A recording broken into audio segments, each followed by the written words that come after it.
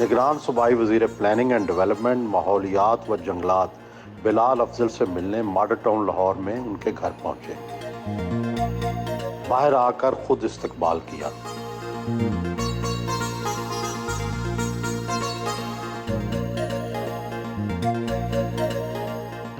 निगरान वज़ीर इब्ने निगरान वज़ीर, आपके वालिद सुहेल अफजल साहब 2008 की निगरान काबीना में वज़ीर थे।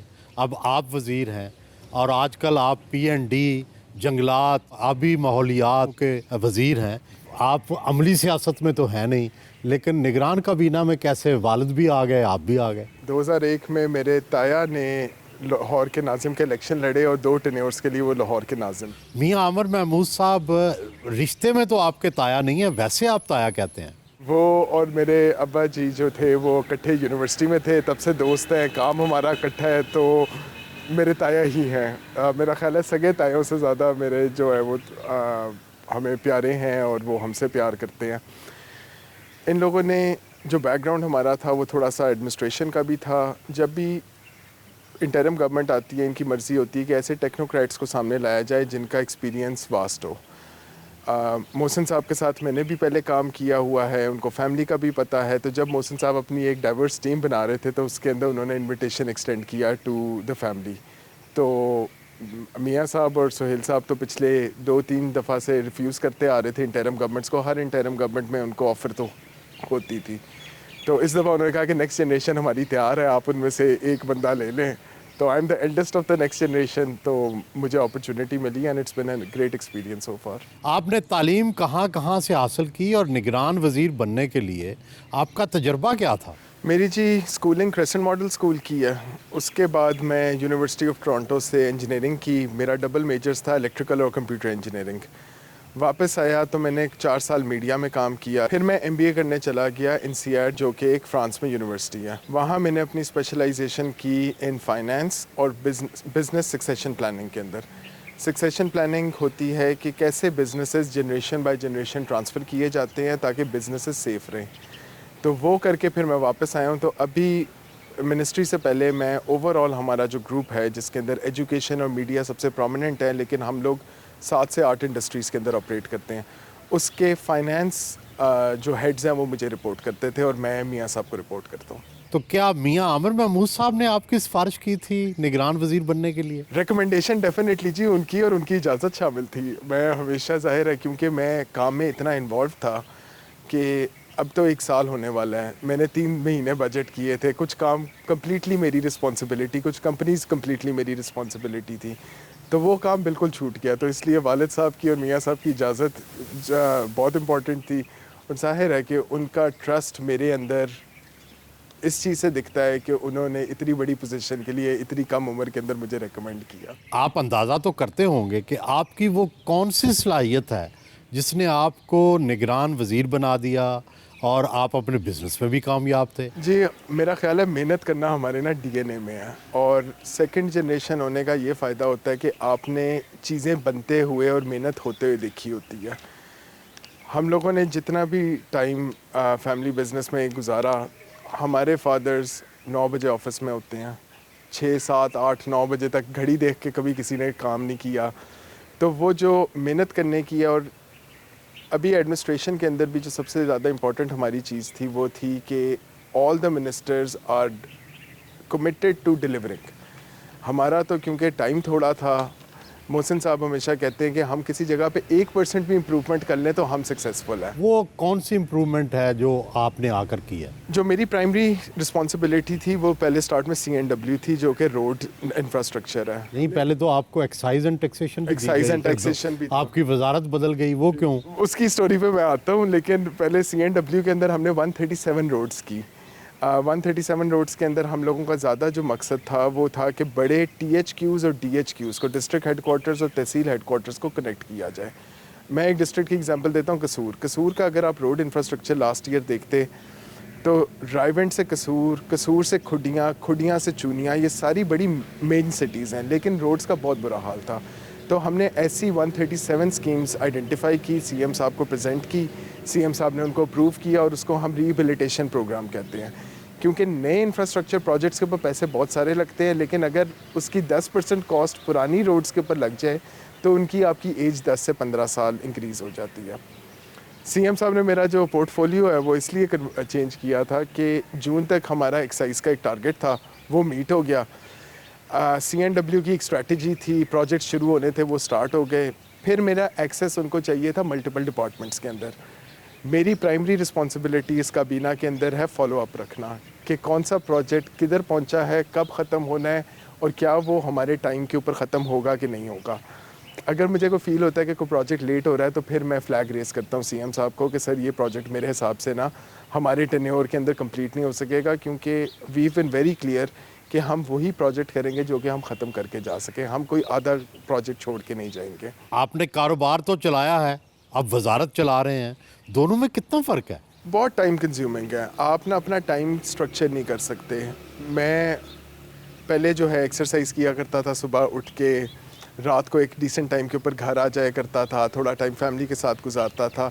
ये चीज़ें ख़त्म हो गई हैं क्योंकि एक स्केड्यूल हमारा अपना होता है मिनिस्टर्स का, एक स्केड्यूल डिपार्टमेंट का होता है और एक स्केड्यूल सीएम साहब का होता है।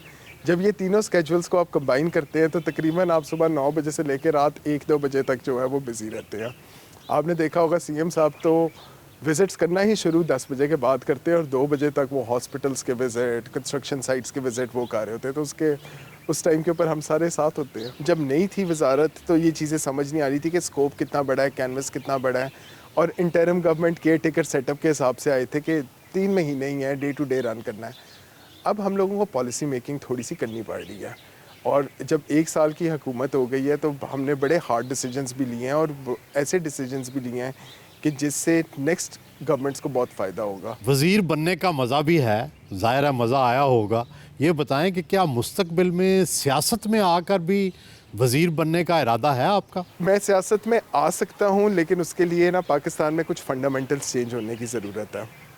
मेरे हिसाब से पाकिस्तान के 2 इश्यूज़ हैं। एक, हमारे पास ऑर्गेनिक लीडरशिप नहीं है, हमारी वही पॉलिटिकल पार्टीज़ 1, 2, 3 है। क्या मुराद है आपकी ऑर्गेनिक लीडरशिप से? कि लोग जो हैं लोअर लेवल से मेहनत करना शुरू करें, और वो जैसे कि इंडिया में इलेक्ट होते हैं, आपके सूबे छोटे हैं। मोदी साहब जो थे गुजरात के अंदर, उनकी ऊपर बीजेपी की नज़र पड़ी, उन्होंने वहाँ से मेहनत करनी शुरू की, गुजरात के सीएम बने। गुजरात के सीएम बन के उन्होंने वहाँ मेहनत की तो कॉर्पोरेट इंडिया पूरा आके उनके पीछे खड़ा हो गया। बीजेपी ने वो इलेक्शन क्लीन स्वीप किया था एंड मोदी साहब जो है प्राइम मिनिस्टर आ गए थे। ये ऑर्गेनिक लीडरशिप होती है कि एक बंदा नीचे से शुरू हुआ और विद इन 3-4 इलेक्शंस जो है वो प्राइम मिनिस्टर बन गया।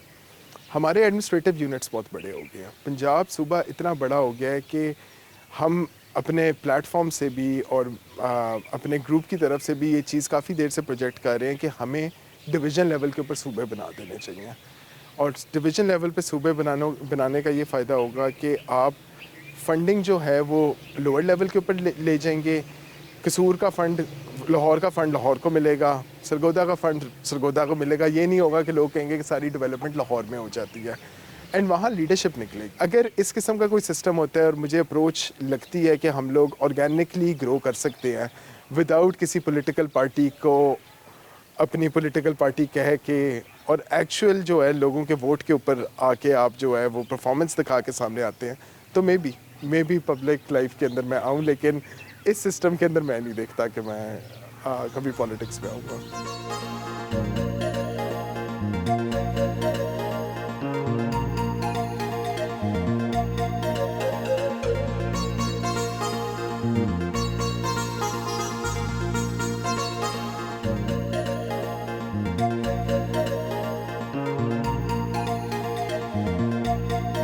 फैमिली के हमरा नाश्ता किया।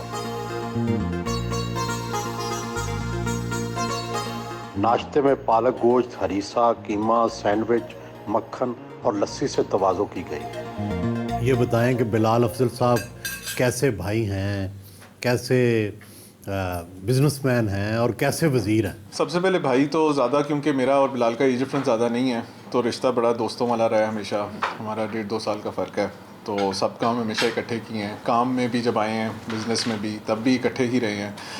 ज़ाहिर है थोड़ा एक बड़े भाई वाला रोल होता है, गाइडिंग रोल, वो पूरा निभाते हैं। स्ट्रॉन्ग हेडेड से हैं, स्ट्रॉन्ग हेडेड हैं, बस जो लड़ते हैं आपसे?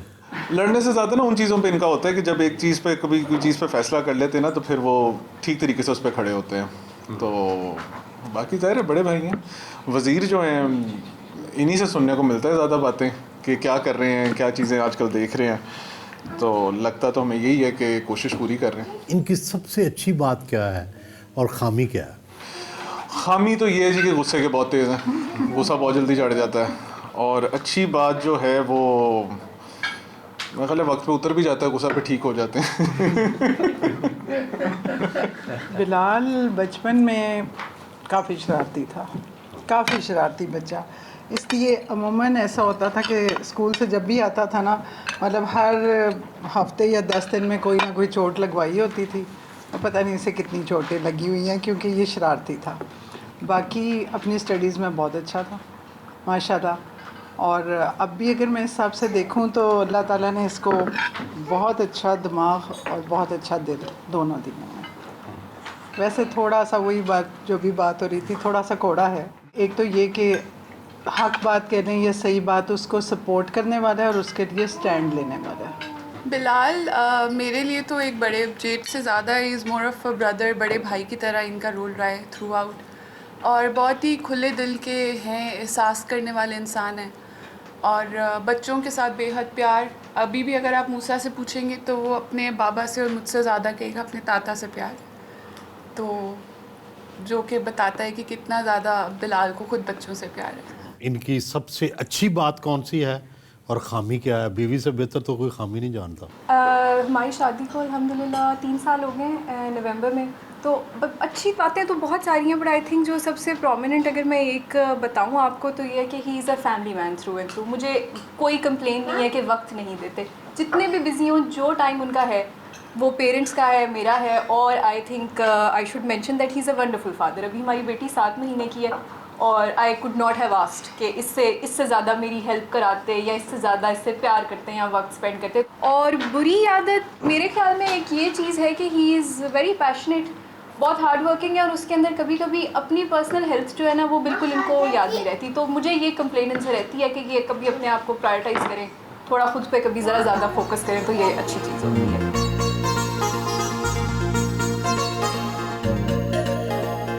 दादी से मिलने आए।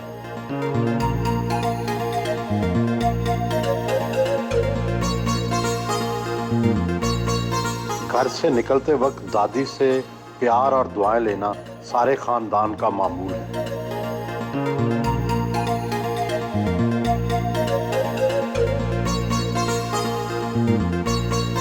घर से रवाना हुए।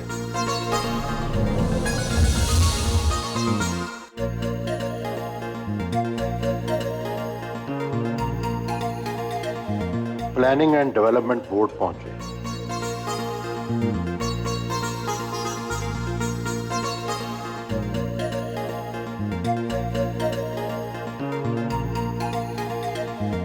Chairman planning and development board Iftikhar Ali Sahu ने इस्तकबाल किया।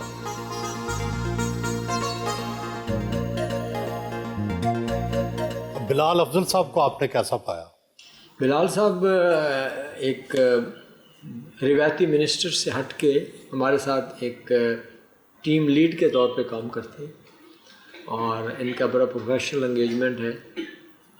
ये operational, functional, administrative, day to day working में इंटरफेयर नहीं करते और जो एक रोल होता है मिनिस्टर का, एक लीडरशिप का, स्ट्रेटजिक रोल, उस लेवल पे इनकी इन्वॉल्वमेंट भी होती है, इनका इंटरेस्ट भी होता है, इनकी रहनुमाई भी होती है और हमारा इनके साथ एज ए मिनिस्टर काम करने का एक बहुत ही खुशगवार तजुर्बा रहा।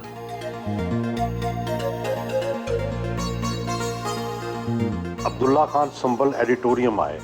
पब्लिक प्राइवेट पार्टनरशिप सेल की 15वीं मीटिंग की सदारत की। बड़े बड़े मंसूबों की इजाजत दी। सूबे में शुरू होने वाले और जारी प्रोजेक्ट्स पर ब्रीफिंग दी गई। हम नहीं कर सके खस के चेयरमैन साहब, हमें इसे ड्रॉप कर देना चाहिए, but at the same time आप इसको पुट अप करें CNW for the chief minister कि क्या हम लोग इसको कंसिडर कर सकते हैं और इसको कितना टाइम लगेगा, क्योंकि रोड मुल्तान के लिए बहुत इंपॉर्टेंट है। वी शुड मेक श्योर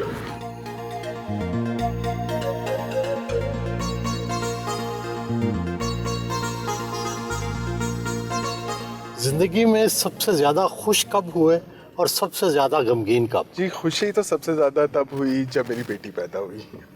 वो फीलिंग मैं किसी को एक्सप्लेन भी, इतनी ओवरवेलमिंग एक्सपीरियंस था जब पहली दफ़ा मैंने उसको हाथ में पकड़ा, क्योंकि ड्यूरिंग द प्रेगनेंसी जो थी कॉम्प्लिकेशंस थी। सो हम लोगों का वो जो टाइम था स्ट्रेसफुल, और उसके बाद ऐसे खूबसूरत चीज़ आपको मिलना और हेल्दी होना, तो वो एक बहुत मेरे लिए स्टैंड आउट करता है मौका खुशी का। गम मुझे मेरी वालदा को कोई 1.5 साल पहले जो है कैंसर डायग्नोज हुआ था, तो और हुआ भी अचानक, और हुआ भी स्टेज 2/स्टेज 3 बॉर्डरलाइन केस था। तो वो जो टाइम था उसमें मुझे नहीं समझ आई कि अपने गम को कैसे संभालूं। हम लोग पाकिस्तानी मैन, आई फील के इमोशंस के साथ ना हम लोग वीक होते हैं, हम इमोशनली इंटेलिजेंट नहीं होती। मैं बिल्कुल चुप हो गया जब तक हम लोगों को पता नहीं चला कि वो ट्रीटेबल है। मैं बल्कि कभी कोशिश करता कि वालदा की मैं सपोर्ट बनूं, मेरे से वो भी नहीं बना जा रहा था, क्योंकि मुझे समझ ही नहीं आ रही थी कि मैं इस गम को किस तरीके से प्रोसेस करूं। अल्लाह ताला ने बहुत मेहरबानी की कि she came out of it. उनका सारा जो ट्रीटमेंट था वो सक्सेसफुली गया, and now she is cancer free. जवान हैं, जाके अमेरिका, यूरोप भी पढ़ने का मौका मिला, क्या कोई गोरी पसंद नहीं आई? जी, मैं इस इंटरव्यू के बाद घर भी जाना है, तो इसलिए मैं इस किस्म का सवाल जो है वो अवॉइड करूँगा। पॉलिटिकली मेरा ख्याल है कि बड़ा मुश्किल है इसका सही आंसर देना। तो हाँ जी, फिरे बाहर, लेकिन मैं इंसानी खूबसूरती से ज़्यादा बाहर की वैसे खूबसूरती, उधर के इन्वायरमेंट, उधर की किस तरीके से लोग एक दूसरे को ट्रीट करते हैं, उस खूबसूरती को जो है वो ज़्यादा नोटिस करता था। वैसे आपको इंसानी हुस्न में पसंद क्या है? इंटेलिजेंस, और पढ़ी लिखी खातून हो, स्ट्रॉन्ग विल्ड। सो मेरे तो सारे घर वाले जो ख़वातीन हैं वो मुझे फेमिनिस्ट कहती हैं, क्योंकि मैं हमेशा से बहन हो, बीवी हो, वालदा हो, उनके लिए हमेशा उनके राइट्स के लिए कि जो वो करना चाहती हैं वो उनको करने देना चाहिए, उनको काम के अंदर इन्वॉल्व होना चाहिए अपने अपने रोल के अंदर। सो मुझे हमेशा स्ट्रॉन्ग इंडिपेंडेंट विमेन जो है वो अट्रैक्ट करती हैं। तो क्या खूबसूरती अच्छी नहीं लगती? वो चीज़ें वो पैकेज का पार्ट बन जाती है। अगर खूबसूरती है, बंदा अपने आप को कैरी कैसे करता है, बंदा बोलता कैसे है, वो सारी चीज़ें वो स्ट्रॉन्ग और इंडिपेंडेंस के साथ आती हैं, और वो सारी चीज़ें फिर बंदे की अच्छी लगना शुरू हो जाती हैं। आप प्राइवेट तालीम का बहुत बड़ा नेटवर्क चलाते रहे हैं, ये बताएं कि हमारे यहाँ जो तालीमी ज़वाल है इसकी क्या वजह है आपके ख्याल में? जो हम लोगों का फोकस रहा है ना, हम कोशिश करते हैं कि कोई बच्चा जो डिज़र्व करता है, जो पढ़ने वाला बच्चा है, वो एजुकेशन के बगैर ना रहे और उसको क्वालिटी एजुकेशन डिलीवर हो। हमारी गवर्नमेंट के अंदर जो पर स्टूडेंट की कॉस्ट है, उससे कम कॉस्ट के ऊपर बड़े प्राइवेट स्कूल्स बेटर एजुकेशन दे रहे हैं। कितनी है गवर्नमेंट की कॉस्ट, कितनी है और आपकी कॉस्ट कितनी है? गवर्नमेंट अबाउट 4500 रुपीज़ पर स्टूडेंट पर मंथ खर्च करता है स्कूल में, स्कूल के अंदर। ज़्यादा ज़रूरी बात यह है कि आप कहीं भी रूरल एरिया में चले जाएँ तो आपको स्कूल खाली मिलेंगे, उसके ऊपर ख़र्चा हो रहा है, उधर टीचर्स रखे हुए हैं, लेकिन वहाँ बच्चे नहीं आ रहे। तो वो अवेलेबिलिटी यानी कि रिसोर्सेज ज़ाया ना हो, वो प्राइवेट सेक्टर देख सकता है। गवर्नमेंट का काम ये काम करना नहीं होता अनटिल अनलेस हमारा जो है वो सिस्टम चेंज किया जाए। अब 80,000 स्कूल्स हैं पंजाब के अंदर। हम एक्सपेक्ट करते हैं कि एक सेक्रेटरी साहब लाहौर में बैठ के 80,000 स्कूल्स को मॉनिटर कर लेंगे, ये पॉसिबल नहीं है। हमारे सिस्टम के अंदर हर डिवीज़न लेवल के ऊपर हम लोग डायरेक्टर बिठाते हैं, जिसका आप कह सकते हैं कि वो सेक्रेटरी लेवल का बंदा होता है, जिसके पास फाइनेंशियल पावर भी होती है और जिसके पास डिसीजन मेकिंग भी होती है।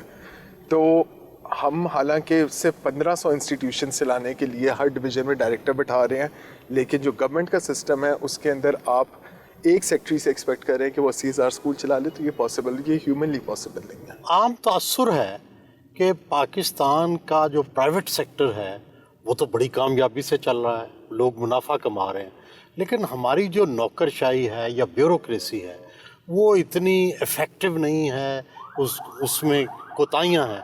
आपने बतौर वज़ीर क्या फ़ील किया है, प्राइवेट सेक्टर में और गवर्नमेंट सेक्टर में क्या फ़र्क है? मैं सबसे पहले ना गवर्नमेंट सेक्टर के अंदर जो मैं प्लेजेंटली सरप्राइज़ हुआ ना, वो पीएस सर्विस के जो लोग हैं उनकी इंटेलिजेंस, उनकी training, it is beyond what I expected. यानी इनमें से किसी बंदे को भी मैं उठा के आंखें बंद करके अपनी कंपनी का CEO लगाने को तैयार हूँ। लेकिन जो चैलेंज आता है वो ये आता है कि इनको स्टेबिलिटी नहीं दी जाती टू परफॉर्म। अब हम लोगों का फॉर एग्जांपल एक बंदा परफॉर्म नहीं कर रहा होता, हम साल बाद उसको एवेलुएट करते हैं, उसको बताते हैं कि तुम ये चीज़ें अपनी इम्प्रूव कर लो, और फिर एक साल बाद दोबारा उसको एवेलुएट किया जाता है। अगर उसको इम्प्रूवमेंट वो शो करता है तो ठीक है, अगर नहीं करता तो हम उसको जगह उसकी चेंज कर देते हैं। यहाँ आप देखें तो सेक्रेटरीज एक साल के अंदर 10-10 तब्दील होते हैं। अब आप एक सेक्रेटरी से कैसे एक्सपेक्ट करेंगे कि वो एक महीने में आके एक बहुत बड़ा डिपार्टमेंट जो है समझे और उसमें राइट डिसीजन मेकिंग करे। सो इसलिए डिसीजन मेकिंग प्राइवेट सेक्टर के अंदर हमारी स्टेबिलिटी होती है, पॉलिसी की लॉन्ग टर्म स्टेबिलिटी होती है। यहाँ तो हम लोग एक गवर्नमेंट दूसरी गवर्नमेंट की पॉलिसी को ऐसे रिजेक्ट कर देती है जैसे कि वो दुश्मन पॉलिसी है, हालांकि पॉलिसी को आपको मेरिट्स और डीमेरिट्स पे देखना चाहिए। अच्छा, उसमें इम्प्रूवमेंट हो सकती है, उसको आप थोड़ा सा अपने मंशूर के हिसाब से जो है वो चेंज कर सकते हैं, लेकिन उसको बिल्कुल स्क्रैप कर देना तो रिसोर्सेज का बहुत ज़्यादा ज़या है। आप गवर्नमेंट से तो तनख्वाह नहीं लेते बज़ौर वज़ीर, ना मेरा ख्याल है आपने गाड़ी ली है, ना प्रोटोकॉल लेते हैं।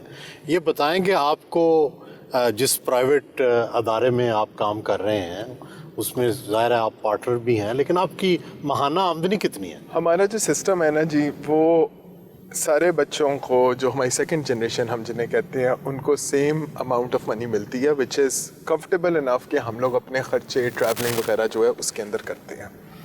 गवर्नमेंट से हमने कोई मराहत नहीं ली और वो किसी भी मिनिस्टर ने नहीं ली। आपकी तनख्वाह कितनी है? तनख्वाह कंफर्टेबल है, 10 लाख या 15 लाख? 10 लाख के आगे पीछे है।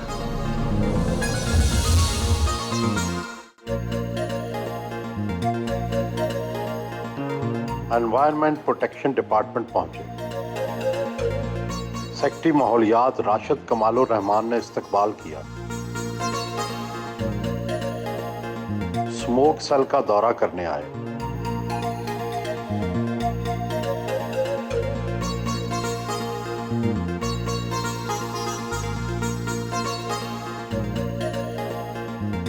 सेक्रेटरी माहौलियात ने स्मोक कंट्रोल के हवाले से किए गए इक़दामात पर ब्रीफ किया। सर यूज़ हुआ था, इसके अंदर एक स्ट्रक्चर लगा हुआ है जिसमें 4 बैरल लिक्विड आता है और आप इसको स्प्रे करते हैं। अब इस जहाज़ से भी अगर आप स्प्रे करते रहें तो मॉडल टाउन का एरिया भी ये जहाज़ पूरे 2 दिन में कवर करेगा। तो अभी हम वो एक्सपेरिमेंट अगर कामयाब होता है तो फिर और जहाज़ लाएंगे।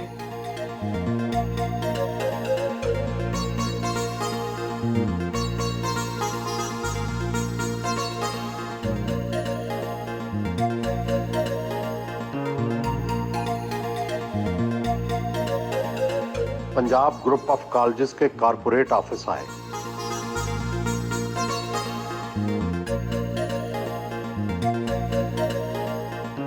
आपका ये जो प्राइवेट एजुकेशन का जो ग्रुप है जिसमें पंजाब ग्रुप ऑफ कॉलेजेस हैं, यूनिवर्सिटियां हैं, इसमें कुल कितने स्टूडेंट हैं, कितने कॉलेजेस हैं और आपका सालाना टर्नओवर कितना है? जो स्टूडेंट्स वाइज हम लोग 3 लेवल्स के ऊपर ऑपरेट करते हैं। एक स्कूल्स हैं हमारे, कॉलेजेस हैं, यूनिवर्सिटीज़ हैं। यूनिवर्सिटीज़ हमारी 4 हैं। इसके अलावा स्कूल्स जो हैं टोटल हमारे 1000 के करीब हैं। सो 1000 स्कूल्स, 330 कॉलेजेस एंड 4 यूनिवर्सिटीज़ हम ऑपरेट करते हैं।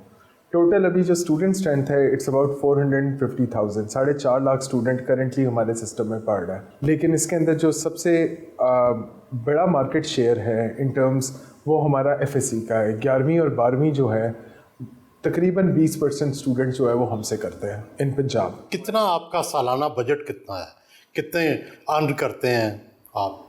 सिस्टम जो पूरा है, क्योंकि ये सारी की सारी अर्निंग हमारी नहीं होती, इसके अंदर हमारे फ्रेंचाइजी भी होते हैं, हमारे बिजनेस एसोसिएट्स भी होते हैं। क्योंकि अगर आप टोटल टर्नओवर देखें तो वो अबाउट 20 बिलियन बन जाता है, लेकिन इसके अंदर 70% ऑफ द कॉस्ट हमारी जो है वो सैलरीज़ की है, क्योंकि ये सर्विस इंडस्ट्री है। हम टीचर्स को बहुत अच्छा पे करते हैं। सो मार्जिन वाइज इसके अंदर बहुत ज़्यादा मार्जिन नहीं है, क्योंकि हम वो स्वीट स्पॉट हिट करना चाहते हैं कि जहाँ मिनिमम कॉस्ट के अंदर आप मैक्सिमम लोगों को बेहतर एजुकेशन दे सकें।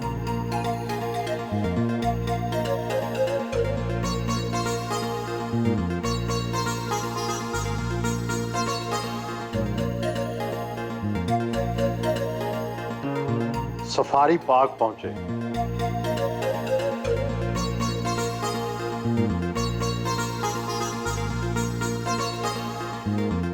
गाड़ी में बैठकर सफारी पार्क का दौरा किया। शेरों को खुद गोश्त डाला।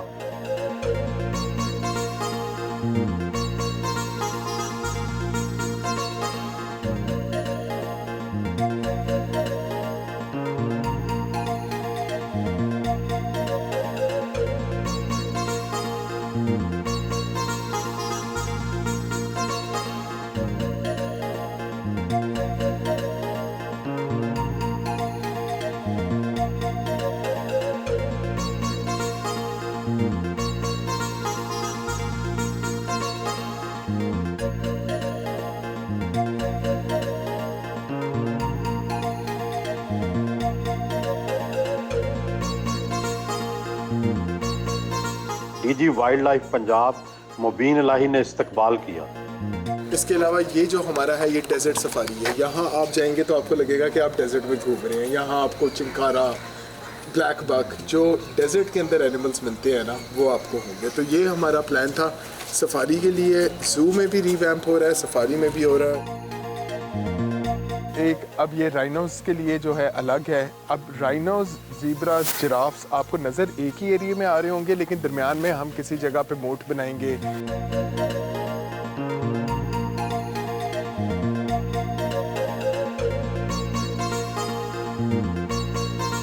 चाय पी।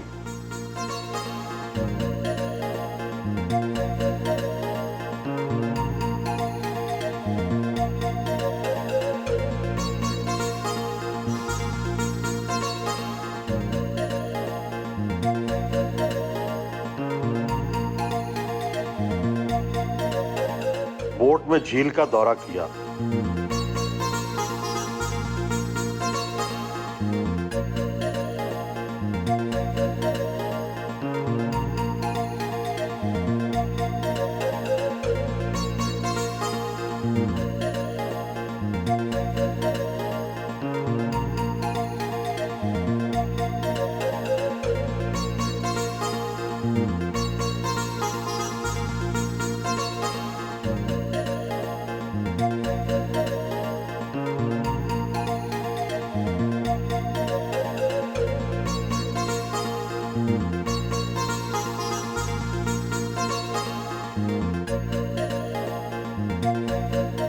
ज़ेरे तामीर southern loop Lahore ring road पहुंचे।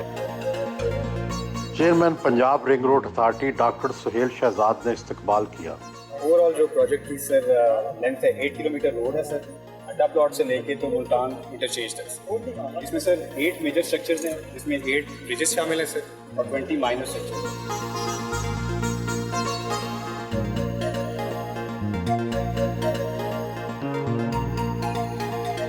16.6 बिलियन का, 16 अरब का। और पूरा हम लोगों ने इंशाल्लाह ऑन ग्राउंड जब आए थे उसके 100 दिन के अंदर हमने कंप्लीट कर देना है।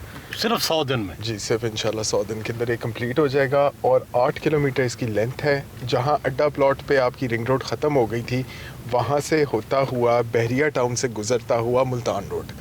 तो अब आप सोचें कि मुल्तान से अगर कोई बंदा आ रहा है, मुल्तान रोड के ऊपर कोई आ रहा है और उसने एयरपोर्ट जाना है, तो उसने सिंपल राइट लेना है और 13-14 किलोमीटर के ऊपर उसका एयरपोर्ट है। रादर पहले बंदे को आपको लाहौर आना पड़ता था, ठोकर के ऊपर ट्रैफिक होती है। तो कनेक्टिविटी जो है वो बहुत इम्प्रूव हो जाएगी।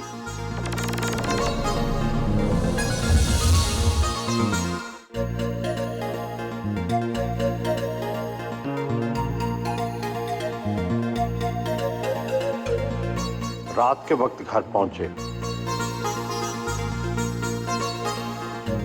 वालिद प्रोफेसर सुहेल अफजल भी घर वापस आ गए थे।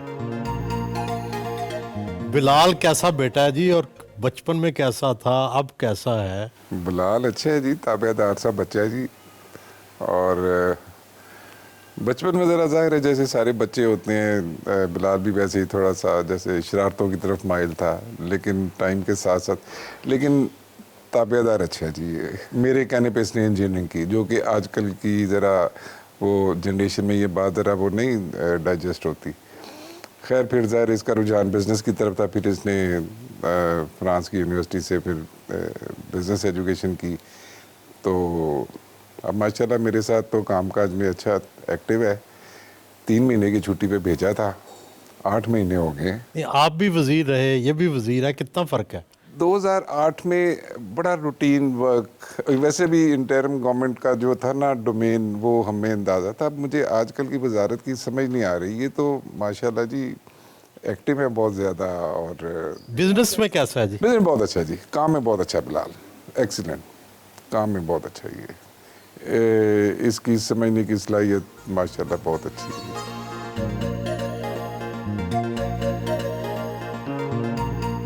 फ्रांस से जो आपने तालीम हासिल की उसका मौजू बड़ा दिलचस्प था कि किस तरह एक फैमिली बिज़नेस को अगली नस्ल तक मुंतकिल किया जाता है।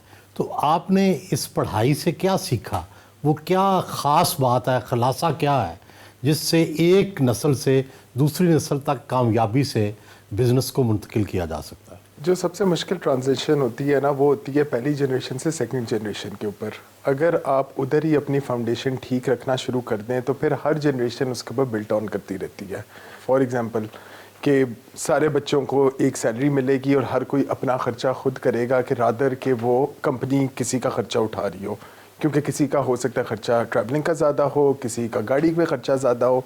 सो ये रूल्स हैं जो आप अपने डिफ़ाइन करते रहते हैं। सो सक्सेशन प्लानिंग के अंदर सबसे इम्पॉर्टेंट चीज़ होती है कम्युनिकेशन। अगर आप अपनी बड़ी जनरेशन छोटी जनरेशन के साथ अच्छा कम्युनिकेट करना शुरू कर दे, अपनी एक्सपेक्टेशन बतानी शुरू करे, और जो छोटी जनरेशन नेक्स्ट इनकमिंग जनरेशन है वो भी अपनी रिजर्वेशन जो है साथ एक्सप्रेस करते रहे, तो जो रूल बुक बनती है वो उसकी कॉन्टीन्यूटी रहती है। ये नहीं होता कि जैसे कुछ बिजनेसेस में हमने देखा कि एक बंदा काम करते करते अगर उसकी कोई एक्सीडेंट के अंदर जो है वो बंदा इनकैपेसिटेट हो जाता है, तो उसकी अगली जनरेशन आके बिल्कुल ही स्क्रैच से काम शुरू करती है, उसको पता ही नहीं होता वेयर टू बिगिन। तो ये जो फैमिली की एक जनरेशन से दूसरी जनरेशन के दरम्यान में कम्युनिकेशन है ना, ये सबसे इम्पोर्टेंट है। आपको जवानी में ही कमर दर्द हो गई, इस मुसलसल तकलीफ़ के साथ ज़िंदगी गुजारना कितना मुश्किल है? 2018 से जी मैं कमर दर्द के साथ ज़िंदगी गुजार रहा हूँ। मेरी 2 सर्जरीज़ हो चुकी हैं। असल में मुझे कंजेनिटल स्पाइनल स्टेनोसिस है, जिसका मतलब ये है कि जो आपका हराम मगज़ की नाली होती है वो मेरी 1/3 है एक आम इंसान से।